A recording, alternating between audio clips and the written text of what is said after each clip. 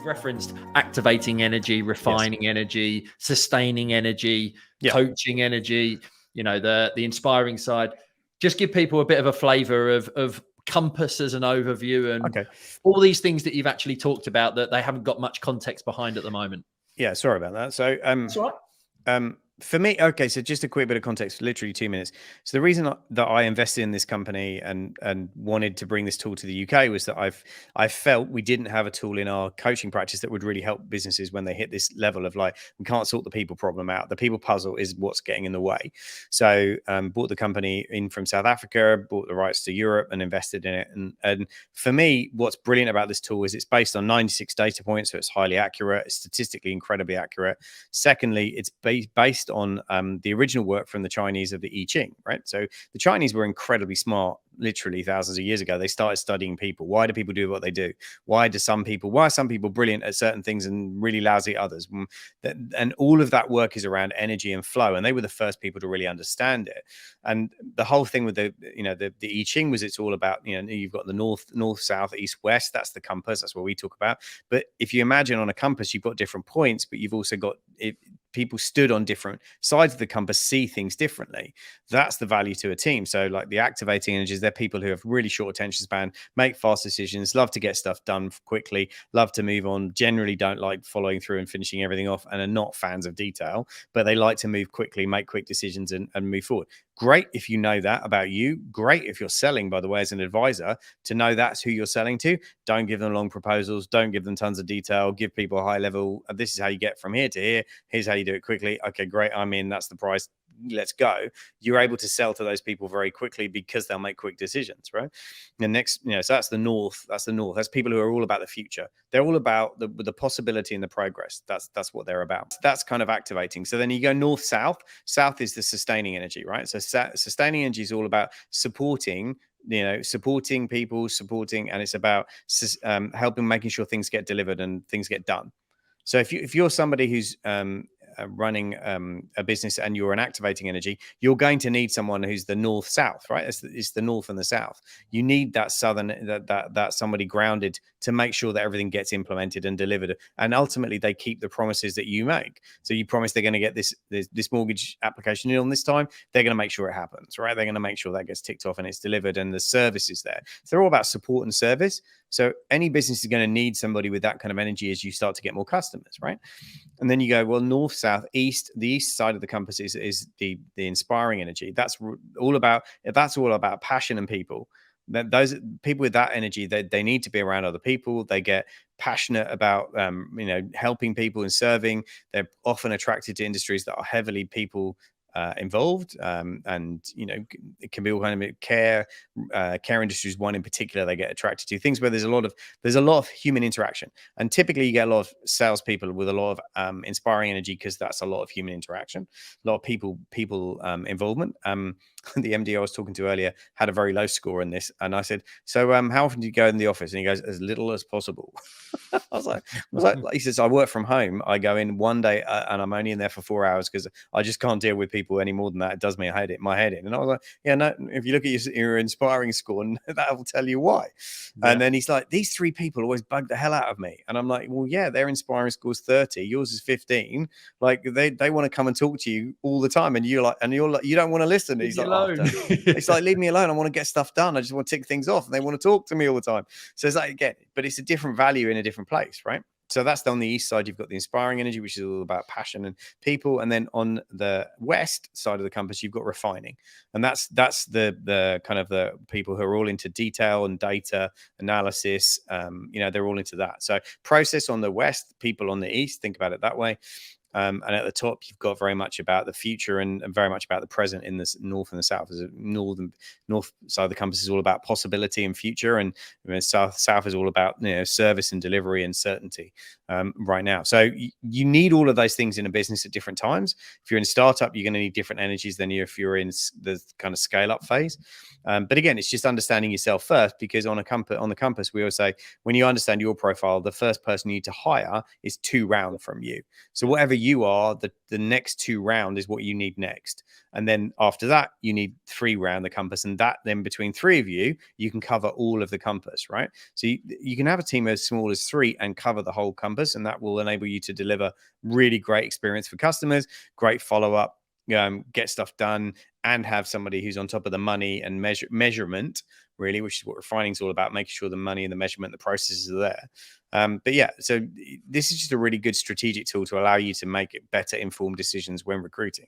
That was always the thing, was to give the power to people, so it's not a dark art. Yeah, and if you go back to probably 5 episodes, I spoke about the how to go from 6 to 7 figures, because my experience has been people, and you'll see behind, if you're watching on the YouTube video, the compass right behind Paul: red energies, yellow energies, green energies, blue energies. It's although there's 4 energies, there's actually 8 profiles that sit underneath those energies as well. And Paul's right in the sense of, my business journey changed in 2016 when I started getting to know myself from a personal perspective. You said exactly the same earlier as well, when you started listening to Zig Ziglar in the car and understanding yourself a little bit clearer. Once you do that, it makes it so much better to lead and manage and help your team and coach your team. But you've got to put your own, as they say on a plane, you've got to put your own mask on first in order to be able to take care of other people in your business. Yeah. And do you know the other mindset I think it is as well? You have to be okay with saying, that's not something I'm really good at. Now, you can't ever use your profile as an excuse for bad behavior. So you can't ever go, listen, I'm just a conductor. Really? Deal with it. I don't want to deal with people. You don't know. That's not what we're saying, right? But what you can say is like, look, okay, I struggle with that stuff. So who do I ask for help? And one of the biggest shifts I've had in my thinking over the last few years is that, especially, is it's not a how do I do that question. It's who. It's a who, not a how. So rather than, oh, how do I go from 6 to 7 figures? That's a really, if you've never done it, you're not going to know the answer to that question. So the question is, who do I ask, or who do I get mentoring from, or who's been there before, who's done it? Or in the case of the conversation I had with a client today, it's like, who can we hire who's going to bring the skills that you don't have in that team currently, who's already been to 10 million as a business, or 1 million, or 100,000, whatever the number is, it doesn't matter. But who could you bring onto the team who's already been where you're trying to go, so they can come in and go, oh, no, listen, I've been an advisory business that's doing 250,000, 350,000. Oh, I've already worked for one like that. Yeah, here's the 3 systems we worked really well with. Here's the process. Like, they come in and add a ton of value because they've already been further down the road than you. Don't be afraid to invest in people who've been further down the road than you. It will pay off, and it will save you so much time that figuring it out. Like, why do you want to do that? Somebody's already been there. There's already a path. Someone already knows it. Or like, they've got an expert like you that they can turn to and go, well, great. Gary, how do you suggest I get to 1 million? Because you know the roadmap. It's like, we have to value time over money, right? And in saving time. And when the minute you realize that's the game, wealth is just, one of my mentors said to me years ago, wealth is just condensed time. That's all it is. And when you figure out, okay, somebody's figured out how to, if you take the average, you'll know this, I'm sure, from mortgage stuff, but if you take 40 years of most people earning a living and you take the average salary, most people earn just over £1 million in their lifetime. Okay, so you're going to earn £1 million. What are you going to do with it? That's a question. But actually, then the question goes, well, what if you could earn £1 million in 10 years of your lifetime? You've just made yourself 4 times more wealthy in the same. It's not the number, it's the time. And then you say, well, okay, well, what if I could do that in 5 years? And then what if I could do it in a year? Well, yeah, you're going to amass more wealth because what you've done is compress time. And that's the game. The game is to compress time, and then wealth's a byproduct of that. And you can't compress time without a team. Can't do it. Yeah, especially in the digital arena that we're now moving into. Everything's moving fast. Money's moving fast. Growth is moving fast. We've got cryptocurrency coming out, and blockchain, and all these new NFTs and different ways of earning digital income. That team is the way that you get fast results. For yourself. The best strategic question that I use with clients, and I'll share it here, when I do strategic planning with people, is I say, listen, everyone goes, what's going to change in the market? What's going to change? And actually, Jeff Bezos was the person I got this from when he was talking about his strategy. And he said, the question I always ask is, what's going to stay the same? Because he said, you can build a really big, successful business if you understand what's never going to change. So like in Amazon's business model, people are always going to want massive choice. That's never going to change. They're always going to want fast delivery. That's never going to change. And they're always going to want the best value for money, right? Like, those 3 things are never going to change. So you can build a massive business understanding those three things. Now, how they get delivered, how the products will get to the customers, that will change. Like what they buy might change, and what's in trend will change, but they want massive choice. But like what they buy might change. And fundamentally, you know, they're always going to look for the lowest price. That's never likely to change, right? But the way you get to the lowest price through, you know, supply chain issues, 3D printing, tech that comes out, that will change how you get to keep the prices low. But those three fundamentals don't change. And I think if in your business you can figure out what's never going to change, then the stuff that does change is just around pillars that you build on all the time. They're the three pillars. The three pillars are things that just don't change, right? Customers are always going to want great service. They're going to want people to be responsive. They're going to want to pay the least amount of money for their mortgage. Okay, well, if those are the three pillars that I know that they want, I need to build my business around making sure no matter what change technology brings, that we always hit those three. And I think that for me has been a very powerful question to constantly sit there and go, in the industry that's changing really fast, what's always going to stay the same? What are customers always going to want? And get clear on that first. Yeah, it always comes back to what the customer wants in the first instance, doesn't it? It's knowing your customer is step number one in any business, any marketing strategy, anything at all. Yeah. And if you're not really close to your customers, how are you ever going to add value and solve problems for them, right? It's like, you know, simple stuff, but it's been true for years, right? It's not like that's a revolutionary concept, but most people they're not niched in enough, or they're not focused enough to go, actually, I really understand what my customer wants at a really deep level, to the point at which I get it more than they even realize it. Yeah. Thanks, Paul. That's it's been really, really useful today to obviously talk about team, to hear a little bit more about your journey, and get a clear understanding as to where you've been and what you've been up to, and the value that you hugely bring. But to kind of finish off, I'm very intrigued. What's your final advice, thoughts, feelings for anyone who is looking to build a team, or to even, you know, scale to a point of an exit, to finish off with the big stuff? Okay, so I'll do it a couple of ways. Firstly, over the years I've learned this, right? I'll give you this. Number one, hire before you're ready, usually, right? So hire quicker than you think, right? The minute you think should I is the time you should, right? Don't wait, don't delay, because you will look back and go, I wish I'd done that sooner. Here's a formula for doing it though, so that people don't feel like there's a random selection. So my formula for hiring somebody is sit down and work out what it's going to cost you for 3 months. And if you can cash flow it at 50% of the salary for 3 months, then hire them.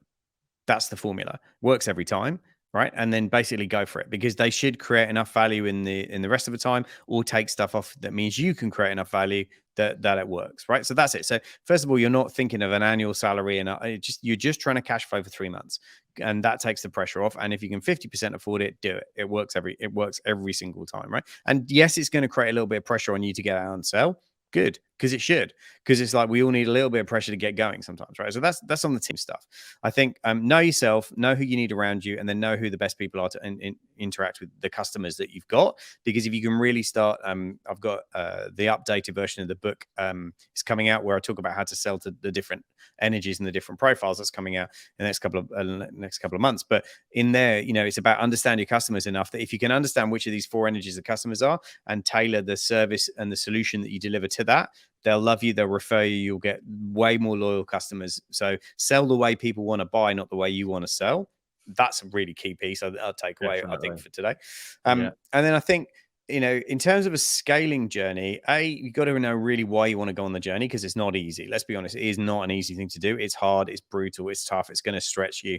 It is an intense thing to do. So you got to be really clear about why you want to do it, and B, know who you're going to sell it to at the end, if that's the goal. If the goal is to sell the business at the end, be very clear about who that end customer to buy the business is, and then make all decisions based on, if I do this to the business, will it make it more attractive to that target end purchaser? And if you do that, you know, you'll have the right lens for building through and to create that shareholder value.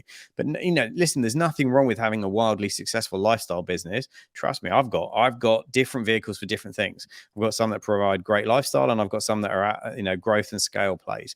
But understand, just there's nothing wrong with that. Listen, you can be massively successful in a lifestyle business, and I know some people who run very big businesses who would kill for that. So, like, you know, get clear on what you want. And if you want to go on the scale journey, then know what it looks like. Get educated about what you're really going to need to learn from that process. But yeah, it is your sellability of a business is going to come down to, the amount of customers you've got, the continuity income that you're generating, because that's a key value driver.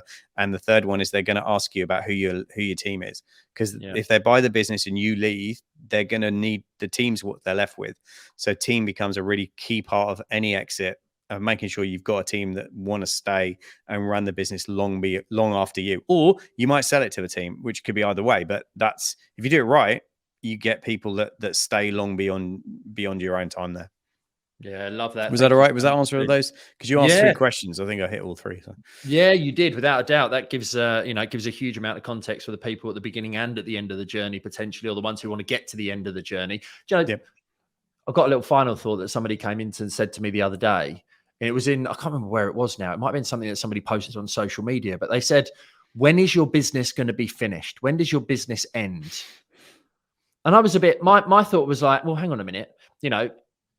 When does a business end? It's a bit like the fitness journey. It's almost like it is continually ongoing, and it's start with the end in mind is things that people say, and, plan what you want your business to look like. But for many people, you end up just going through this whole 40-year period, doing what you've always done and never really planning to exit or leave. Yep. What's your thoughts on that? When is your business going to be finished, and how people set that destination? Okay. So there's from 17 years of experience of doing this, there are certain clients who absolutely want to build for a sale, for a financial cash in day, for a liquidity event, right? That's they're really clear on that. And then I've got other clients who go, actually, you know what? I want to keep this business. I really like it. It gives me a great lifestyle. I like the cash flow. I'm not looking to sell at the moment. But I know what it looks like when it's done, which is the vision of being done for me is I'm down to 2 days a week. The team's running it. I've got 10 weeks of holiday a year and I make X amount of money. That's what finished looks like. So I think the question is like, we need to have a vision of what finishing it is going to look like, or it's never ever going to be finished. And I think there's that for me is always a key thing. And for me, you want to have get out dates, but some you might have a get out date of when you want to get out of the business entirely, or you might have just get out dates of when you want to get out of certain parts of it. So like, right, I want to be out of all the admin tasks by, within 90 days, or I want to be out of doing all the paper chasing activities or the finance within 6 months. So you can have get out dates for roles, and that will give you a different perspective. I think it's, that's all dependent on where you are in your life, how many kids you've got, what age you are. If you're in your 50s and you're 55 and 60, you're probably more like in late 50s. You're more likely to want to have a conversation about, I want to get out and sell this, or I want a capital event of some description. If you're in your 40s, it's probably, not always, but it can be a different kind of conversation where you might go, actually, I want to build it and grow it for the next 10 years. I don't want to sell it in a hurry. That's not my goal. I'm happy because I'm enjoying the ride. I'm enjoying the journey. I'm enjoying what I'm learning, and I'm making good money out of it. But I think everybody kind of gets to a point at some point when they go, actually, I've put blood, sweat, and years into this thing.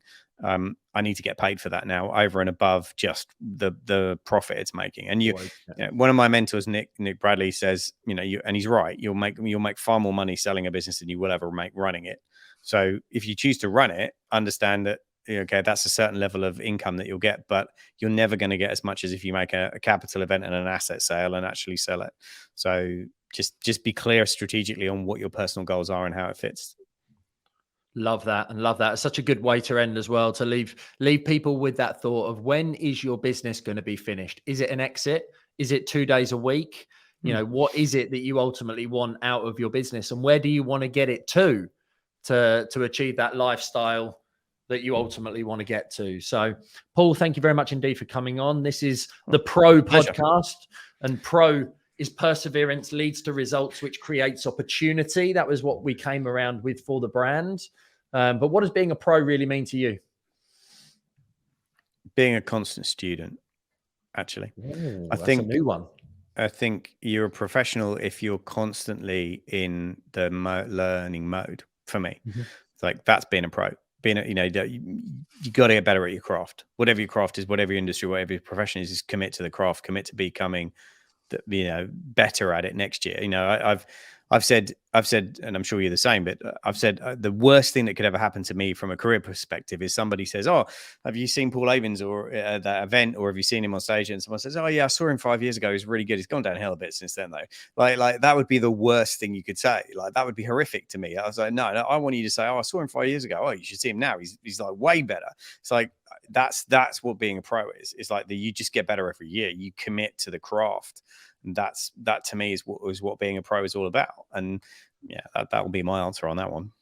Yeah, I love that. It's a new answer for us as well. And since we met on Clubhouse, you definitely got better for me, Paul. So there you go, Thank you, mate. Thank you very much.